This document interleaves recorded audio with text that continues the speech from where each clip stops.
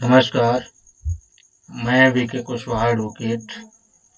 आप देख रहे हैं हमारा यूट्यूब चैनल सम्राट लीगल एसोसिएट्स।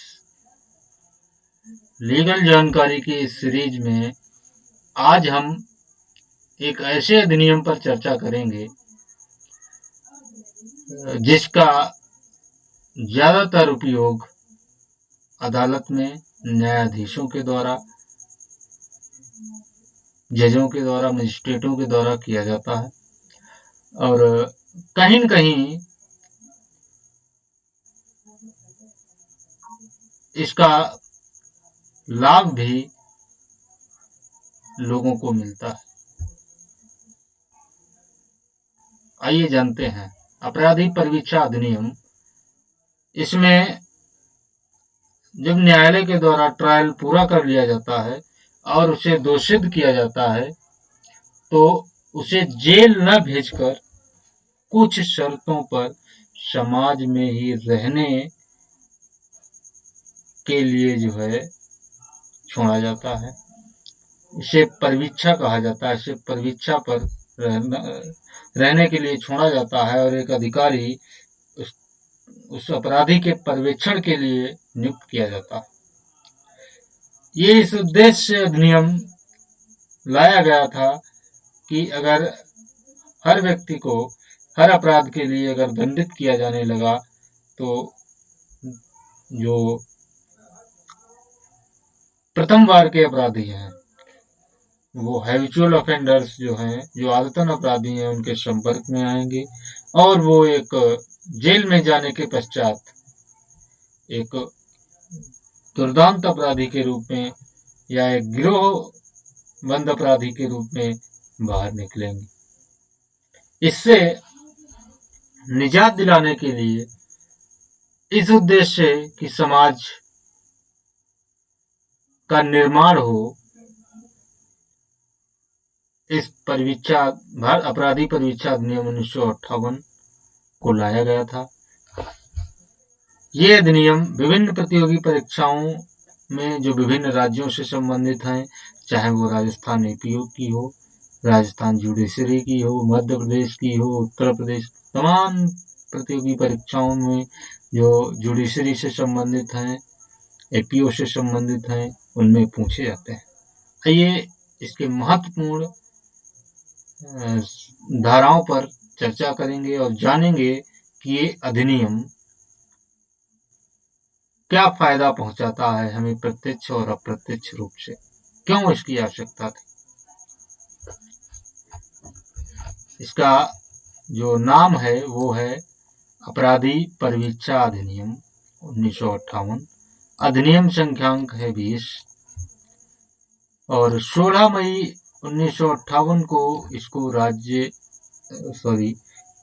राष्ट्रपति की स्वीकृति मिली और इसका जो उद्देश्य है अपराधियों को परिवीक्षा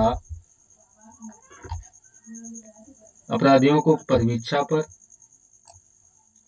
या सम्यक भर्त्सना के पश्चात छोड़ दिए जाने के लिए और इससे संबंध बातों के लिए उपबंध करने के लिए इसको अधिनियमित किया गया है। इसकी धारा अगर ये बात करें तो ये भारतीय गणतंत्र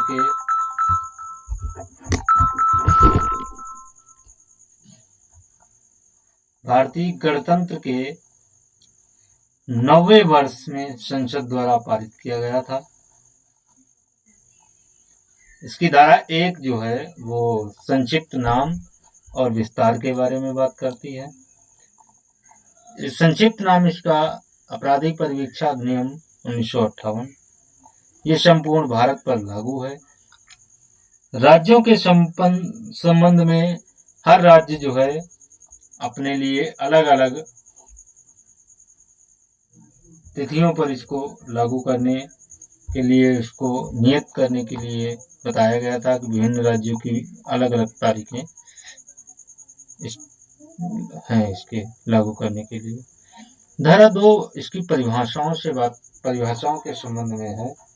धारा 2 कहती है दो में जो परिभाषाएं दी गई हैं, का में जो परिभाषा दी गई है वो संहिता के संबंध में बताया गया है। संहिता किसे कहा जाएगा? संहिता जो है दंड प्रक्रिया संहिता के बारे में बात की गई है और ये 1898 की है।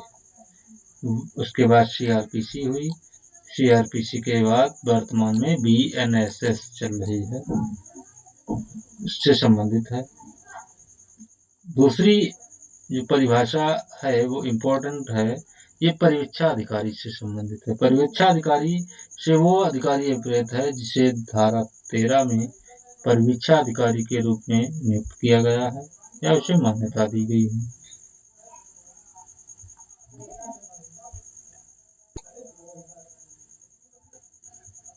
इसके बाद जो बात की गई है वो विहित, इस अधिनियम के अधीन जो नियम बनाए गए हैं उनके संबंध में बात की गई है। इसके बाद धारा 3 जो है इम्पोर्टेंट है, इससे संबंधित प्रश्न प्रतियोगी परीक्षाओं में भी पूछे जाते हैं और अक्सर जो छोटे अपराध हैं इसमें बताया गया है कि कतिपय अपराधों को भर्त्सना के पश्चात छोड़ देने की न्यायालय की शक्ति। धारा 3 न्यायालय को पावर देती है कि ऐसे अपराधी व्यक्ति जो भारतीय दंड संहिता और वर्तमान में बीएनएस 279 यानी चोरी से संबंधित चोरी 379, 380, 381, 404 और 420 से संबंधित कोई दंडनीय अपराध है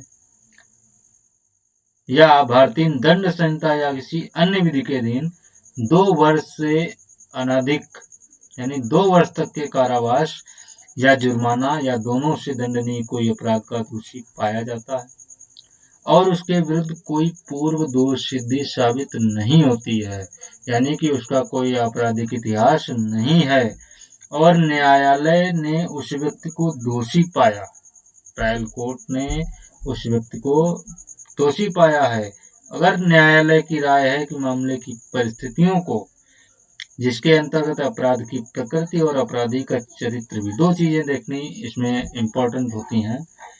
अपराध की प्रकृति कैसी है और अपराधी का चरित्र कैसा है। प्रकृति मतलब अपराध ऐसा तो नहीं गंभीर प्रकृति का अपराध है और अपराधी का चरित्र से मतलब है ऐसा तो नहीं कि अपराधी जो है वो हैबिचुअल ऑफेंडर्स हो। ध्यान में रखते हुए करता है जब तक तत्समय किसी अन्य विधि में किसी बात के होते हुए भी वो न्यायालय उसे दंडित करने या धारा 4 के अधीन सदाचरण की परिवीक्षा पर छोड़ने की बजाय सम्यक भर्त्सना के पश्चात उसको छोड़ सकेगा। सम्यक भर्त्सना मतलब उसको डांट फटकार लगाएगा और उसे हिदायत देगा कि भविष्य में वो कोई अपराध कारित नहीं करेगा।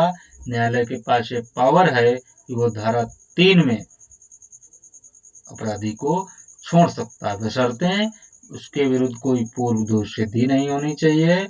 उस अपराध की प्रकृति को भी देखेगा और अपराधी के चरित्र को भी ध्यान में रखेगा, तब ऐसा कर सकता है। इसके बाद है धारा 4। धारा 4 जो है बात करती है कतिपय अपराधियों को सदाचरण की परिवीक्षा पर छोड़ने की न्यायालय की शक्ति, यानी कि सदाचरण पे भी उनको छोड़ सकती है। ये पावर्स जो है कोर्ट के पास। ये कब है? जब कोई ऐसा व्यक्ति अपराध करने का दोषी पाया जाता है जो मृत्यु या आजीवन कारावास से दंडनीय नहीं है, यानी कि परिवीक्षा अधिनियम जो है मृत्यु और आजीवन कारावास से दंडित अपराधियों पर लागू नहीं होगा।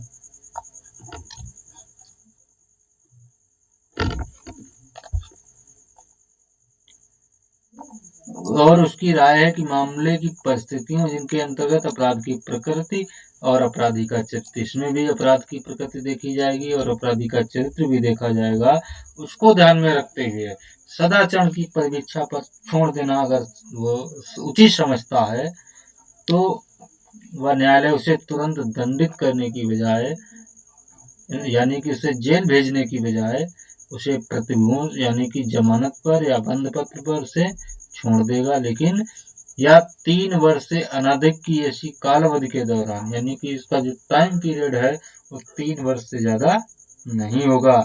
जैसा न्यायालय निर्दिष्ट करे आहूत किए जाने पर उपस्थित होगा और दंडादेश प्राप्त करेगा। यानी कि 3 साल तक की परीक्षा पर उसको छोड़ सकता है और बीच में ऐसी शर्तें भी लगा सकता है कि वो बीच में जब न्यायालय चाहेगा वो उपस्थित होगा और परिशांति कायम रखेगा इस बीच और सदाचारी बना रहेगा। अगर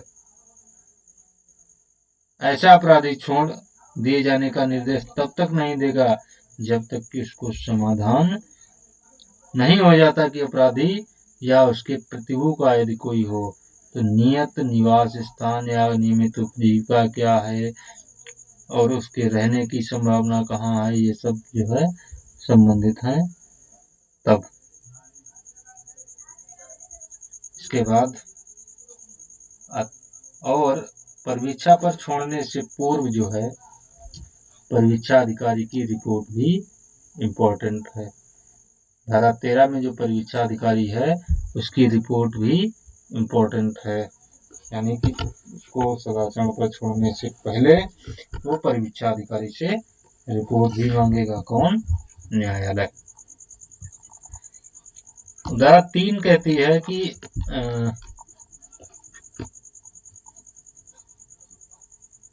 आदेश दिया जाता है कि न्यायालय की राय यह है कि अपराधी और जनता के हितों में ऐसा करना समीचीन है तो वह अतिरिक्त एक पर्यवेक्षण आदेश पारित करेगा, जिसमें निर्देश होगा कि अपराधी आदेश में नामित किसी परीक्षा अधिकारी के पर्यवेक्षण में 1 वर्ष से कम न होने वाली ऐसी कालावधि के दौरान रहेगा।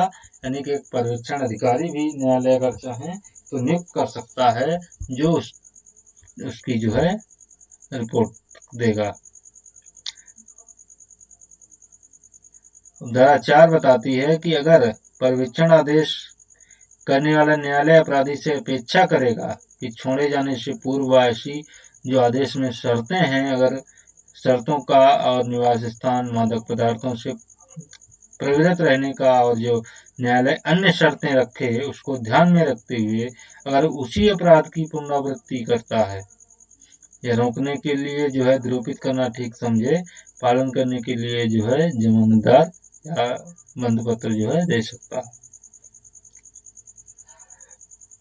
अगर कोई ऐसा पर्यवेक्षण आदेश न्यायालय करता है तो परीक्षा अधिकारी को उसकी एक प्रति भेजेगा।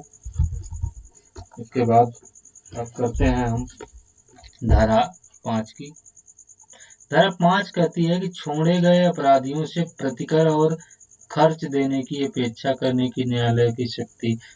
ऐसे जो अपराधी हैं जिन्हें परीक्षा पर छोड़ा गया है या भर्त्सना के पश्चात उन्हें छोड़ दिया गया है तो न्यायालय अगर ठीक समझे तो उसी में अतिरिक्त आदेश ये भी कर सकता है कि वो जो विक्टिम है, जो पीड़ित व्यक्ति है, उसके लिए प्रतिकर की व्यवस्था करें, उसको प्रतिकर दें। इसके बाद धारा 6 जो है वो बात करती है कि अगर 21 वर्ष से कम आयु वाले अपराधियों के कारावास पर निर्बंधन लगाया गया है, जो 21 वर्ष से कम आयु के अपराधी हैं और अगर वे दोष सिद्ध किए जाते हैं तो आजीवन कारावास को छोड़कर, मृत्युदंड आजीवन कारावास को छोड़कर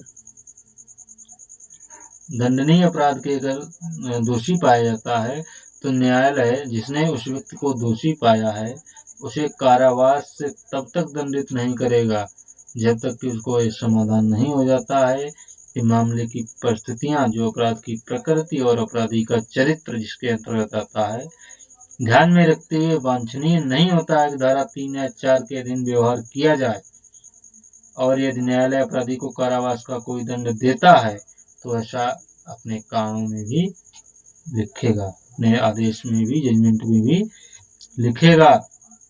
और ये समाधान होने के लिए प्रयोजन अगर है उसके पास कि इससे धारा 3 या धारा 4 के दिन व्यवहार करना वांछनीय नहीं होगा, तो न्यायालय जो परिवीक्षा अधिकारी है उससे रिपोर्ट मांगेगा और उसके चरित्र और शारीरिक मानसिक दशा में जो संबंध है उसकी जानकारी लेगा और उस पर फिर विचार करेगा। ऐसा कर सकता है। ये 21 वर्ष से कम आयु वालों के लिए इसलिए है कि ताकि वे दुर्दांत अपराधियों के संपर्क में जेल में न आए और समाज में पुनः उनकी वापसी कराई जा सके। धारा 7 बात करती है परिवीक्षा अधिकारी की रिपोर्ट गोपनीय होगी, यानी कि जो परिवीक्षा अधिकारी है जो न्यायालय को रिपोर्ट देगा उस रिपोर्ट को गोपनीय होना बताया गया है। लेकिन उसके साथ साथ ये भी प्रावधान किया गया है कि अगर न्यायालय उचित समझता है तो अपराधी को इसकी सूचना देगा और अगर अपराधी इसके संबंध में कोई साक्ष्य पेश करने का अवसर पेश करना चाहता है तो अपराधी को साक्ष्य पेश करने का भी मौका देगा। इसके बाद धारा 8 परिवीक्षा की शर्तों में फेरफार है। परिवीक्षा अधिकारी के आवेदन पर जो है परिवीक्षा अधिकारी के आवेदन पर न्यायालय जो है फेरफार कर सकता है परिवीक्षा में।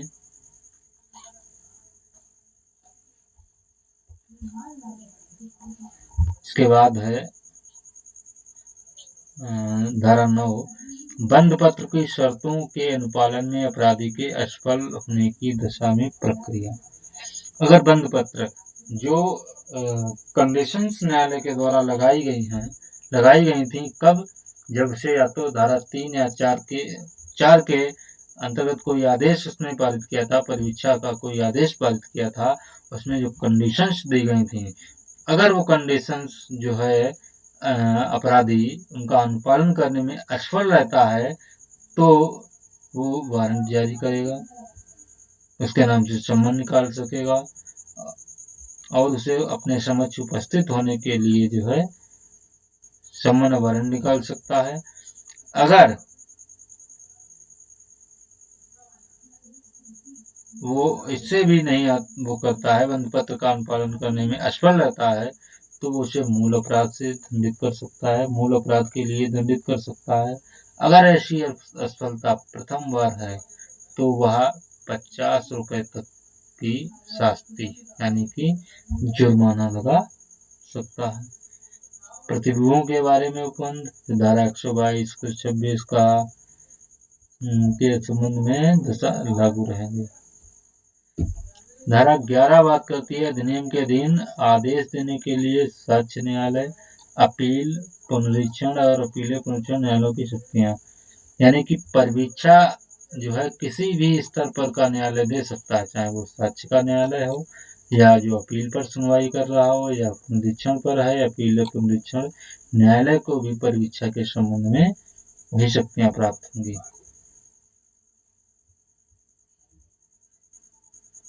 चाहे वो उच्च न्यायालय हो या कोई अन्य न्यायालय हो।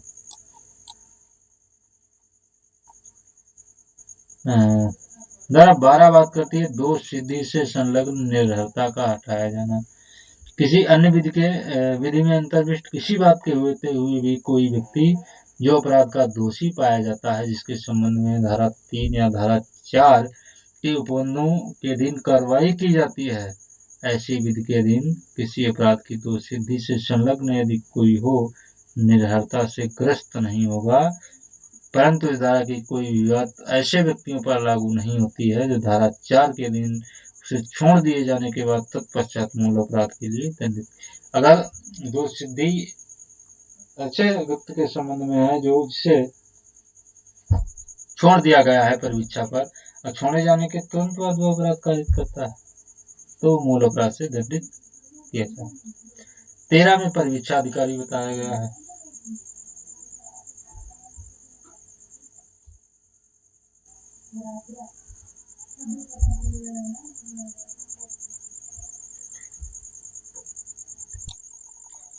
धारा 13 जो है वो परिवीक्षा अधिकारी के संबंध में बात करती है। परिवीक्षा अधिकारी प्रत्येक व्यक्ति जो राज्य सरकार द्वारा परिवीक्षा अधिकारी नियुक्त किया गया है या राज्य द्वारा उस रूप में इसको मान्यता दी गई है, वो परीक्षा अधिकारी कहलाएगा। या कोई मान्यता प्राप्त सोसाइटी है, उसको इस उद्देश्य के लिए नामित किया है।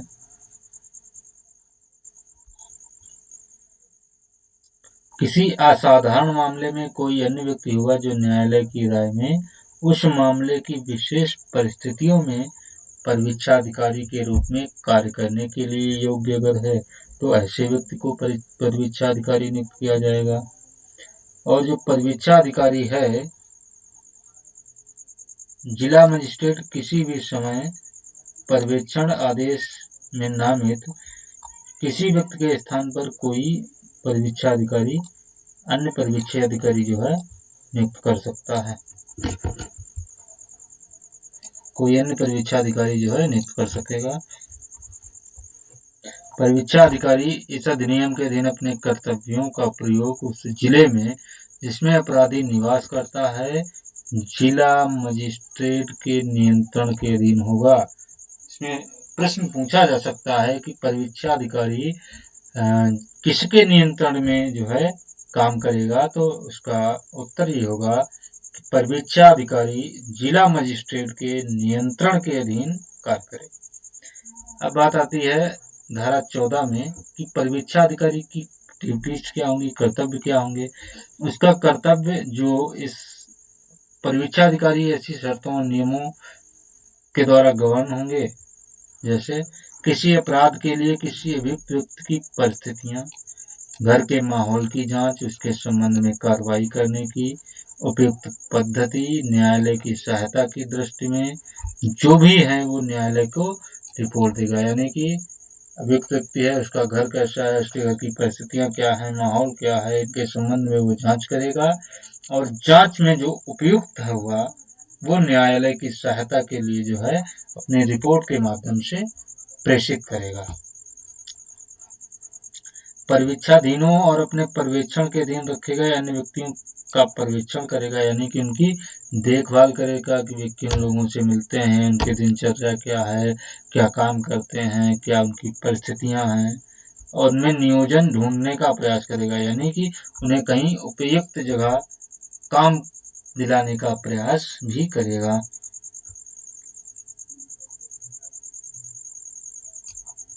अपराधियों को सलाह और सहायता भी देगा परिवीक्षाधिकारी, और ऐसे अन्य कर्तव्य जो इस नियम द्वारा बनाए जाएं वो करेगा। परिवीक्षाधिकारी लोक सेवक होगा। ये इस अधिनियम में बताया गया है। परिवीक्षाधिकारी जो है एक लोक सेवक होगा। सद्भावना पूर्वक की गई कार्रवाई के लिए संरक्षण, कोई भी बात अन्य विधिक कार्रवाई में किसी ऐसी बात के बारे में जो इस अधिनियम के अधीन बनाए गए नियमों के आदेशों के अनुसरण में जो है सफल सद्भावपूर्वक की गई है या किए जाने के लिए आशयित है, राज्य सरकार या किसी परिवीक्षाधिकारी या इस अधिनियम के अधीन नियुक्त कोई अन्य अधिकारी के विरुद्ध नहीं होगी अगर उन्होंने सद्भावना पूर्वक कोई कार्रवाई की है। नियम बनाने की शक्ति राज्य सरकार, इस अधिनियम के प्रयोजनों को चलाने के लिए नियम जो है केंद्रीय सरकार से अनुमोदन और शासकीय राजपत्र में अधिसूचना प्रकाशित करने के बाद जो है सूचना द्वारा बना सकती है। कतिपय अधिनियमों के प्रवर्तन की व्यावृत्ति भी है किशोर अपराधियों के संबंध में है। 19 अधिनियम प्रवृत्त है, लागू नहीं होगी। धारा 18 के उपबंध संहिता की धारा 562